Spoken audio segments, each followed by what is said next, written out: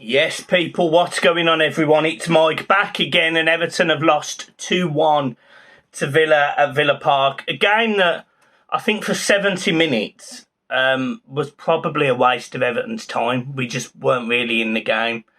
It was disappointing because there was a little bit of build-up, with Onana, and we were all hoping that we'd see a striker play. And, when we saw the issues that we had against Chelsea, it was obvious we needed a striker, and it was obvious that we lacked in central midfield. Personally, I felt Doucouré wasn't good enough. And a lot of people disagreed with me. But I think he proved the point again today. The first goal, he's jogging back. He's poor. He literally stands there and Ings turns him. He's so flat-footed. He's costing us. He's cost us 2 goals now, in my opinion, Doucouré. He's just, it's not for me. The first half was literally all Villa. Like, literally, you could tell from the first 5 minutes that Everton needed a striker on the pitch. We were kicking the ball up the park, and McNeil, Gordon and Gray couldn't hold it up. They couldn't hold up their own body weight. I thought Gordon, specifically today, wasn't great. Albeit he did score a goal in the first half, which we'll talk about in a minute. But, yeah, it was a frustrating game because it was a game where it was abundantly obvious there was something for Everton in that game. Everton definitely could have got a result. I would even argue we look fitter than Villa. And this is coming from a Villa side that have spent so much money. The investment that Villa have had, very similar story to Everton. They've spent lots and lots of money. And actually, they didn't look great at all today, Villa. And that's not a dig at Villa. I felt like this whole Ramsey and Coutinho thing in the middle of the park for them weren't great. I didn't think Coutinho was very good. I thought Buendia, as soon as he come on, caused Everton problems. And we struggled to cope with that. I did feel like we could have got something, especially at the end of the game. Onana, he causes a mistake.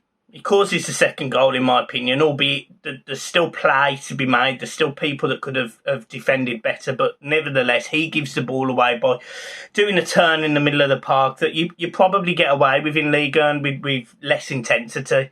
In the Premier League, he's going to struggle to do that, and we got caught out straight away. But literally 2 minutes after, he goes up the other end, creates a goal, gets an assist.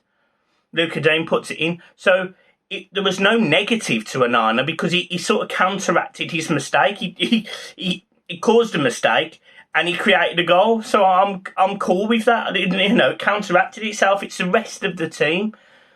I felt like Mason Holgate, again, did a really good job. Really happy with Mason. I felt like Cody and Tarkowski did all right. Didn't feel like Pickford had loads to do.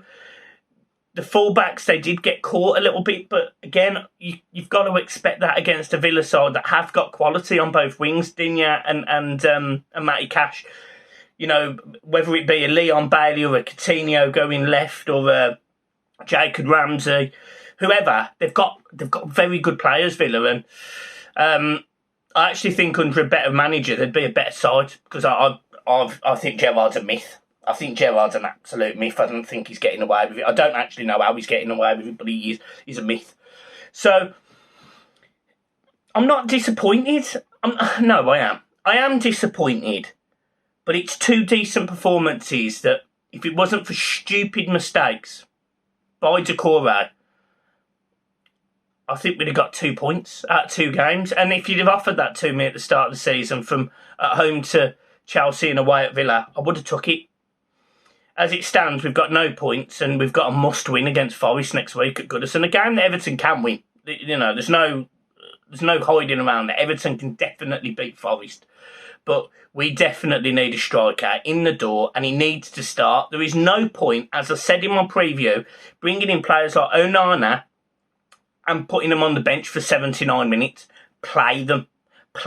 Because that mistake he makes doesn't happen if he's played from the start today because he learns the intensity. The first tackle goes in. When he's come on, 2-1 down, he's having to try and change the game. He's having to try and make that gamble. He doesn't have to do that at 0-0. He can play calm, he can relax, he can ease himself into the game.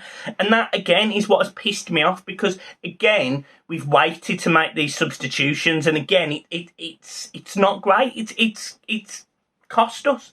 It's cost us, in my opinion. It's definitely cost us a point. It's definitely cost us a point because Villa were definitely there today. Villa were definitely there to get something. It was abundantly obvious at the end of the second half. You had the Villa players down on the floor, cramping, very hot today. So, you know, I'm not going to make any judgments about players going down and stuff like that. It's absolutely fair enough. It was 34 degrees at Villa Park today.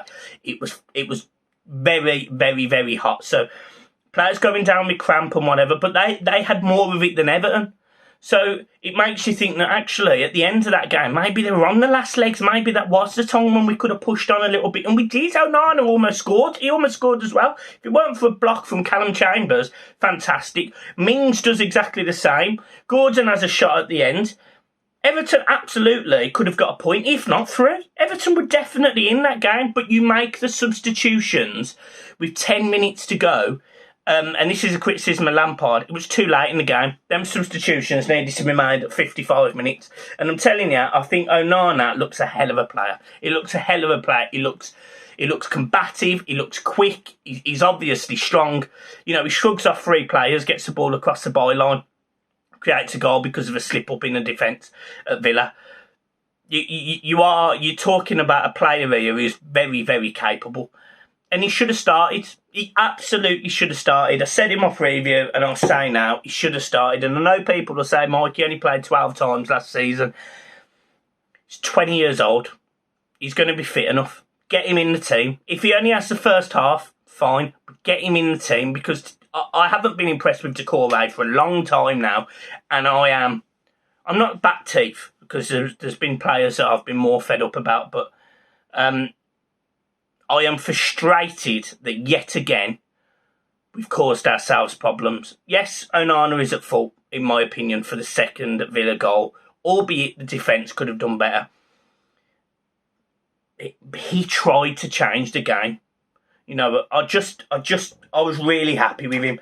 And then you've got Connor Cody, who I thought did really well. He was sort of shouting to Patterson, bossing him around. So that was fine. Everton did score, but it was offside, and it was offside. It was about half a yard offside. No, not quite. Maybe a foot. It was just his arm. He's just kept him on, kept him off. But that's where if you have a striker, Damari Gray, ball comes over, he takes a touch. It's easier for him to slot it home in the first half than take a touch, and he doesn't. So that was disappointing.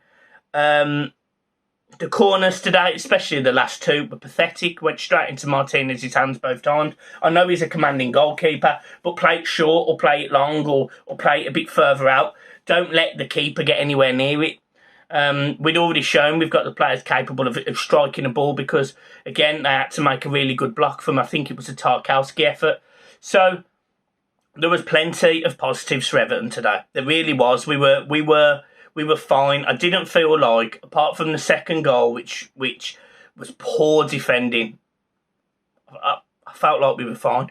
And if Everton get a strikeout, one that's capable, because Rondon did nothing, Dele Alli did nothing. You know, if you're talking about substitutions that affect games, they're pointless.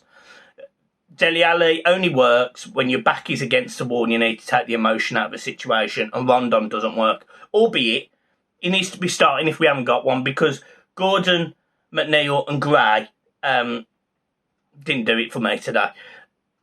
I feel like Gordon could do with maybe coming out the side, which is a shame, but